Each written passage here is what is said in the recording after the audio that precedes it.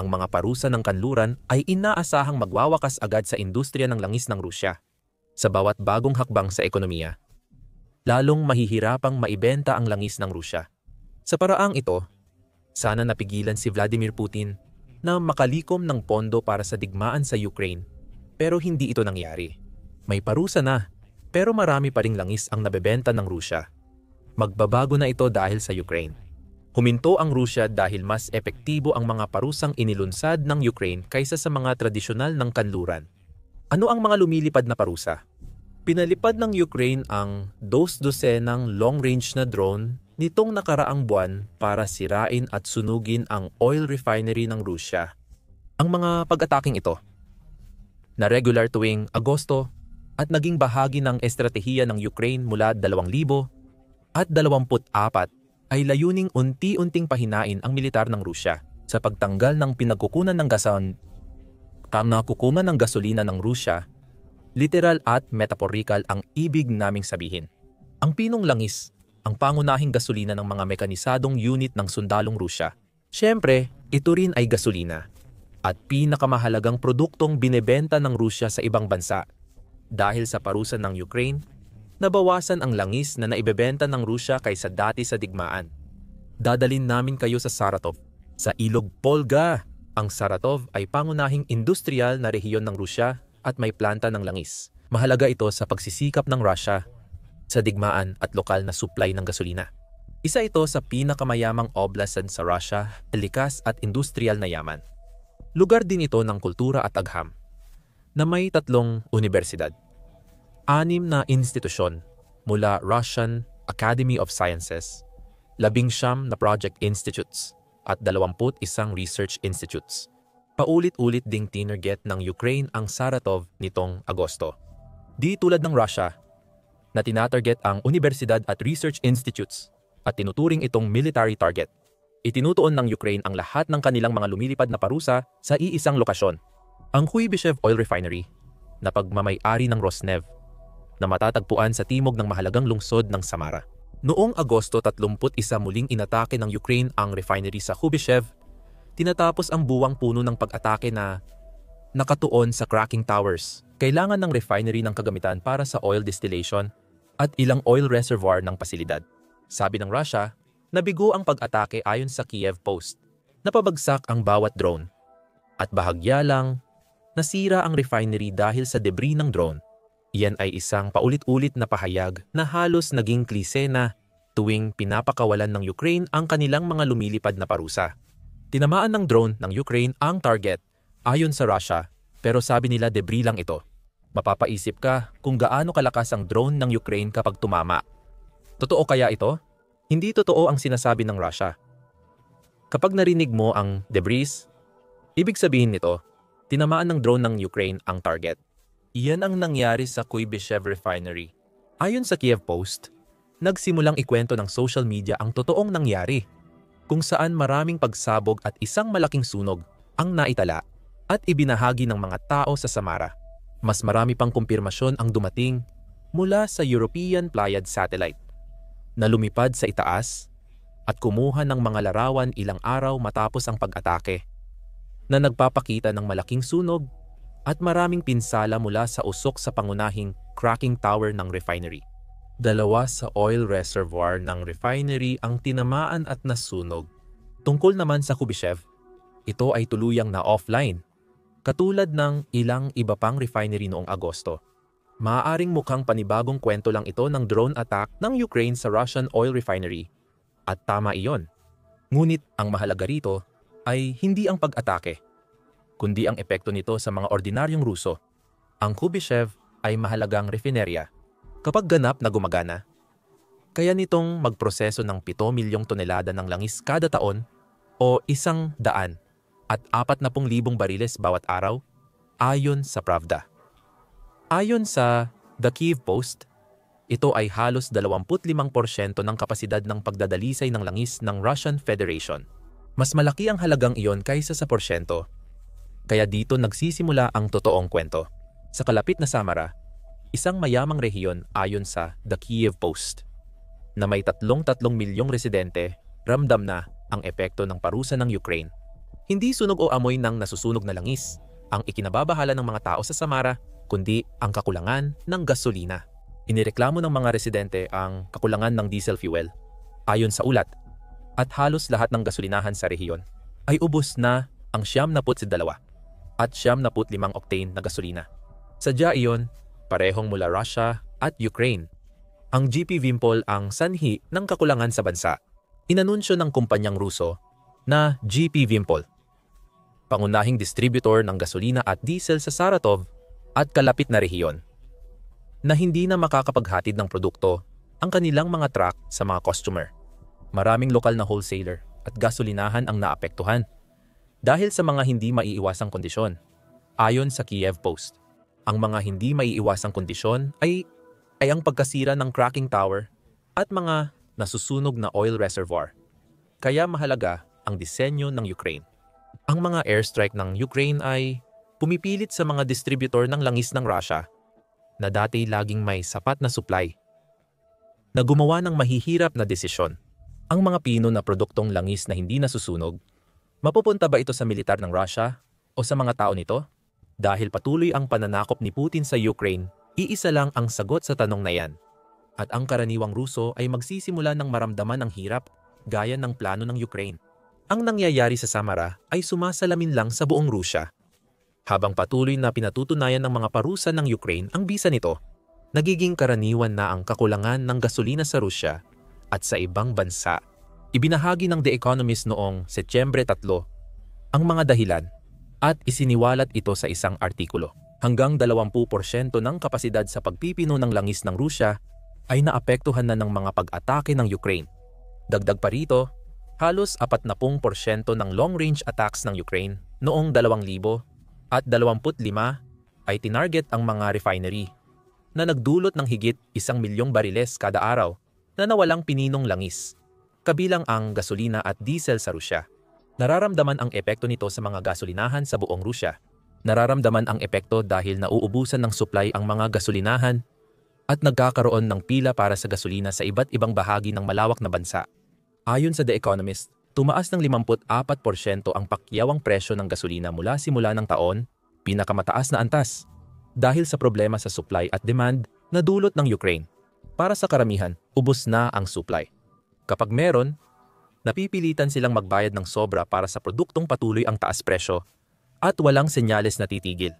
Mas ikinababahala ng Rusya ang pagkawala ng kita dahil sa kakulangan ng pinong langis. Ayon sa The Economist, umabot sa dolyar 614 bilyon ang kakulangan sa pondo ng Rusya sa unang 7 buwan ng 2025. Lalo pang mahirap solusyonan ang kakulangan dahil paubos na ang mga produktong binebenta ng Rusya para mabawi ang gastusin sa digmaan. Ganitong problema dapat ang idinudulot ng parusa ng kanluran, na ngayon ay ginagawa ng mga parusa ng Ukraine. Gayunpaman, sasabihin ng Rusya na kailangan ang lahat ng kakulangan sa loob ng bansa dahil kailangan nilang panatilihing umaagos ang gasolina papunta sa harapan. Ang anumang abala sa bansa ay maliit na kapalit lang para matiyak na sapat ang tropa ng Rusya para mapanatili ang opensiba at protektahan ang hawak nilang teritoryo sa Ukraine. Pero hindi rin nakakakuha ng pinong langis ang mga sundalong iyon.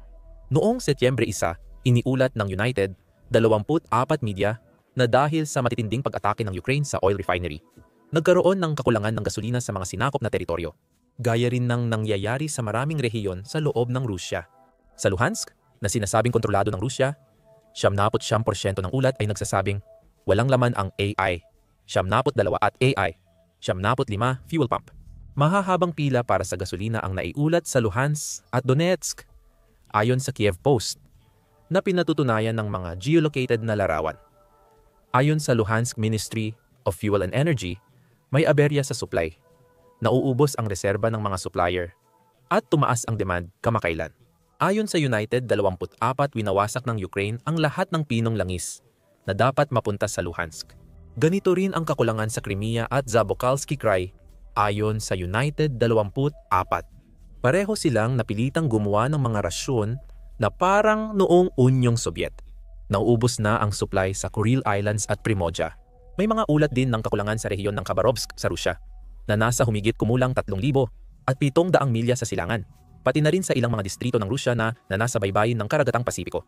May pila rin para sa kakaunting supply ng gasolina sa Banino at Sovetskaya Gavan na parehong daungan papuntang dagat ng Japan.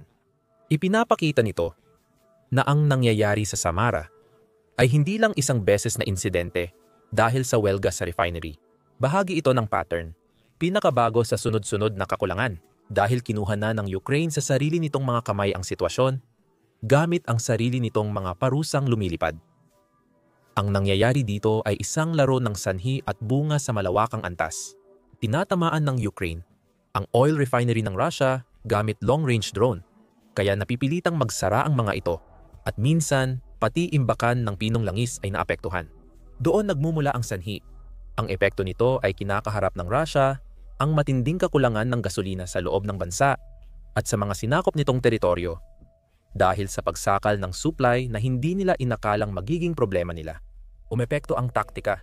Sobrang epektibo nito kaya sinabi ng ambassador ng European Union o European Union sa Ukraine, si Katerina Matanova, na tila ito lang ang tanging paraan para makakuha ng anumang tugon mula sa Moscow. May pila ngayon sa gasolina sa Russia dahil naantala ng malalalim na pag-atake ng Ukrainian ang paghahatid ng langis. Ayon kay Katerina Matanova sa Politiko, epektibo ang ganitong presyon, kaya dapat lang natin itong ituloy at manatiling nakatutok. Hindi na bago ang ganitong presyon sa 2025 kahit mukhang bago, ayon sa nagawa ng Ukraine. Noong Agosto, sabi ni Medusa, may hindi bababa sa 81 pag-atake ang Ukraine sa mga pasilidad ng langis ng Russia. Noong 2024 o 7 kada buwan, kahanga-hanga na iyon at malinaw na ipinapakita ang konsepto ng pagkuha ng pagpaparusa sa sariling kamay gamit ang mga long-range na drone ay matagal nang naging popular sa Ukraine. Gayunpaman, ang mga pag-atake sa refinery noong 2024 at unang kalahati ng 2025 ay hindi sapat para magdulot ng kakulangan sa gasolina na nararanasan ngayon. Bakit? Sa totoo lang, parte ng sagot ay tungkol sa dami. Noong Agosto 2025, pinakamadaming refinery ng Russia ang tinamaan ng Ukraine kumpara sa ibang buwan. Ayon sa Independent, mula Agosto 2 hanggang Agosto 24, hindi bababa sa 12 beses tinamaan ng Ukraine ang oil infrastructure ng Russia. May iba pang pag-atake noong Agosto, gaya ng sa Samara na nabanggit natin sa video.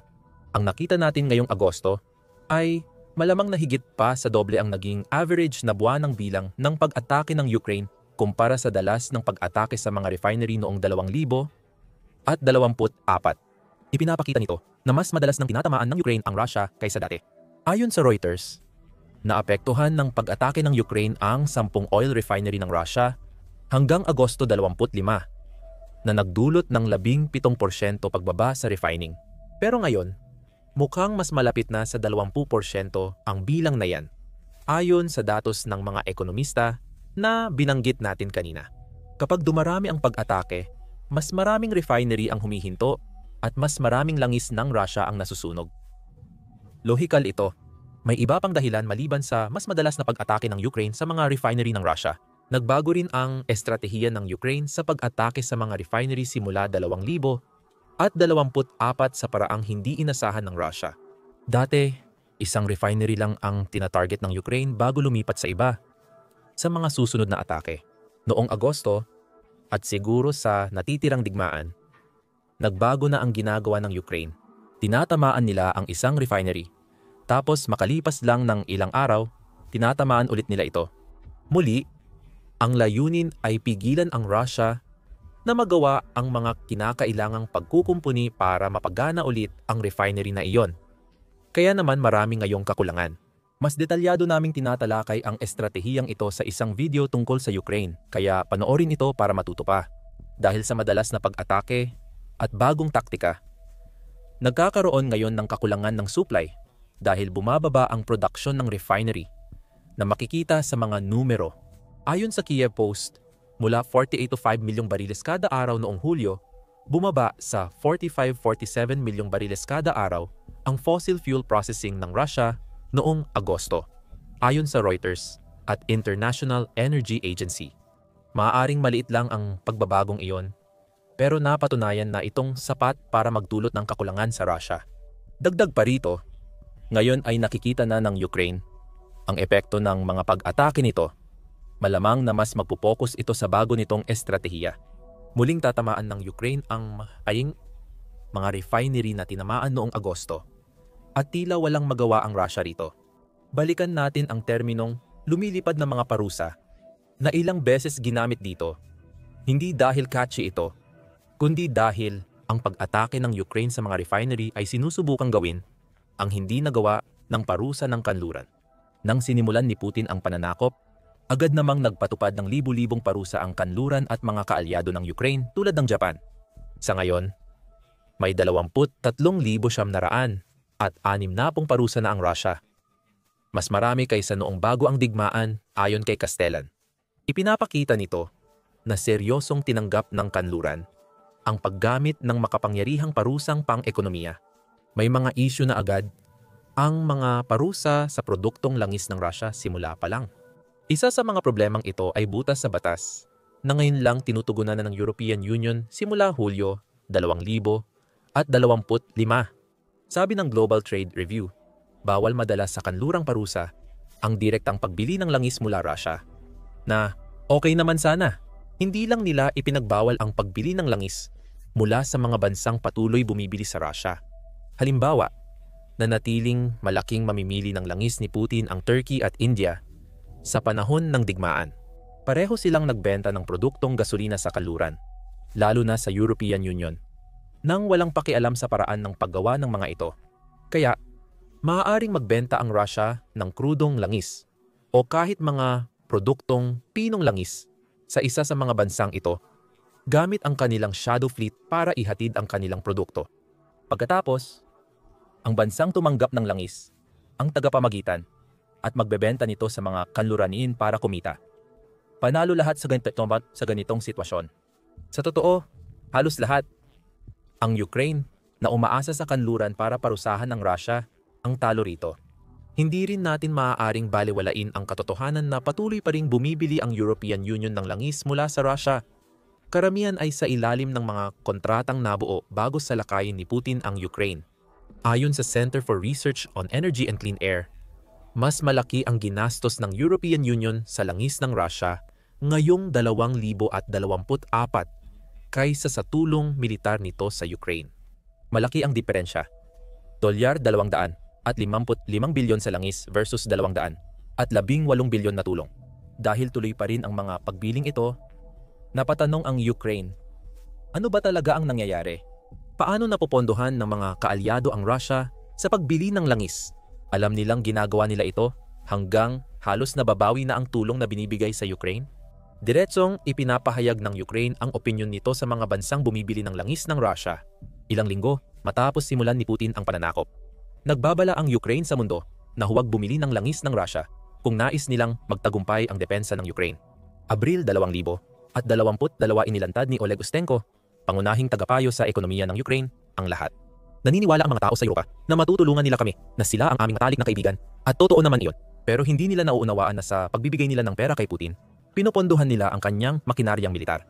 Ginagamit nila ito para patayin kami at gumawa ng karumal-dumal na krimen gaya ng sa Butcher, ayon kay Ustenko. Gayunpaman, nagpatuloy pa rin ang ibang mga bansa sa pagbili ng langis mula sa Russia. Kabilang dito ang mga miyembro ng European Union na bumibili ng direkta at sa pamamagitan ng mga tagapamagitan. Kaya, ang mga lumilipad na parusa ng Ukraine at ang estratehiya ng pagsabog sa mga refinery kung saan sila ang pinakamahalagang bahagi ay itinatama ang mga pagkukulang ng mga parusa ng kanluran. Kung tumigil ang operasyon ng mga refinery ng Russia, wala nang bibili ng kanilang produktong langis. Halimbawa ito na kung ayaw ninyo, kami ang kikilos para sa Ukraine. At maaaring sabihin na ang mga ipinataw nitong parusa sa pamamagitan ng mga pag-atake mula sa himpapawid ay mas marami pang naabot sa loob ng isang buwan kaysa sa nagawa ng mga parusa ng kanluran sa langis sa loob ng 3.5 taon. Sinabi ng New York Post noong Setyembre 2 na pinipilit ng United States ang Europa na itigil ang pagbili ng langis mula sa Russia. Nag-quote ito ng White House official na nais ng United States na sumama ang Europa sa parusa ng Washington para itigil ang pagbili ng langis mula Russia. Tiyak na matutuwa ang Ukraine kung mangyayari iyon. Pero wala pang opisyal na pahayag tungkol sa sinasabing hakbang na ito mula man sa White House o alinmang bansa sa Europa. Kahit umatras ang Europa sa pagbili ng langis, baka huli na. Ayon sa Tokyo Broadcasting System News, hindi napigilan ng mga parusa ang pagdaloy ng enerhiya mula Russia. Ayon sa ulat, ang kombinasyon ng panahon at labis na paggamit ay nagpapahina sa bisa ng mga sandatang pinansyal ng United States at Europa. Tinuro nito ang labis na luwag ng price cap sa langis ng Russia, ang shadow fleet na ginawa ni Putin para iwasan ang parusa ang dahilan kung bakit humihina ang epekto ng estratehiya ng kanluran. Kung hindi na mababalikan ang isyong ito, tanging mas mahigpit na parusa sa paglipad ang natitira. Napatunayan ng Ukraine na epektibo ang parusa nila at kulang ang depensa ng Russia laban sa kanilang mga drone para mapigilan ang mga pag-atake. Nagkakaroon ng kakulangan sa gasolina sa Russia at mga teritoryong sinakop ng Ukraine. Kahit ano pa ang mangyari sa mga parusang ipinapataw ng kanluran, magpapatuloy pa rin ang Ukraine sa mga pag-ataking ito. Ibig sabihin, ang kakulangan ngayon ay simula pa lang ng mas lalalang sitwasyon para sa Russia. Habang pinupuruhan ng Ukraine ang mga refinery ng Russia at dumarami ang parusa, unti-unting sinisira ng rehimen ni Putin ang sarili nito. Sumiklab ang digmaan sa Federal Security Service at mga general ng militar ng Russia na maaaring magdulot ng tuluyang pagbagsak ng Russia.